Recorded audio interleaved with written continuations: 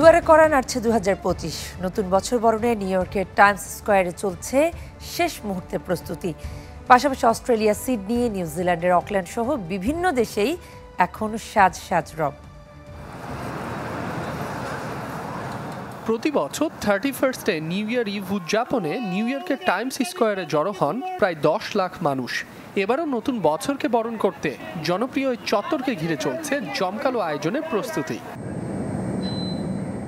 এরই মধ্যে Times square ভবনের চূড়ায় পৌঁছে গেছে 12,000 পাউন্ড ওজনের New Year's Eve crystal ball. ঐতিহাসিক এই বল ড্রপের মাধ্যমেই শুরু হয় নতুন বছর বরণ। প্রস্তুত রাখা হয়েছে নতুন বছরের সংখ্যা 2025। 31 ডিসেম্বর ঘড়ির কাঁটা রাত 12টা পেরোলেই প্রতিটি সংখ্যা জ্বলে উঠবে নতুন বছরের ঝলমলে আলোয়। ঐতিহাসিক নিউ ইয়ার্স ইভ ক্রিস্টাল বলটি উন্মোচন করেছেন মার্কিন র্যাপার পিটবুল।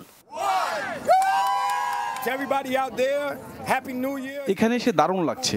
এই ক্রিস্টাল বলটি বিশ্বের সবচেয়ে বিখ্যাত বল। বলটি সবাইকে বেশ শক্তি ও অনুপ্রেরণা যোগায়। পুরাতন বছরকে পেছনে ফেলে হাজারো মানুষকে নতুন বছরের লক্ষ্য নির্ধারণে সহায়তা করে। সবার জন্য শুভকামনা। Happy new year.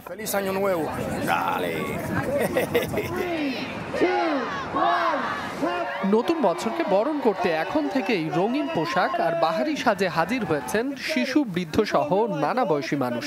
বলতে গেলে শহরবাসীর মিলন মেলার কেন্দ্রে পরিণত হয়েছে টাইমস স্কোয়ার। নিউ ইয়র্ক ছাড়াও অস্ট্রেলিয়ার সিডনি, নিউজিল্যান্ডের অকল্যান্ড, চীনের বেইজিং, সিঙ্গাপুর, দুবাই সহ বিশ্বের নানা দেশে নেওয়া হয়েছে নতুন বছর বরণের প্রস্তুতি।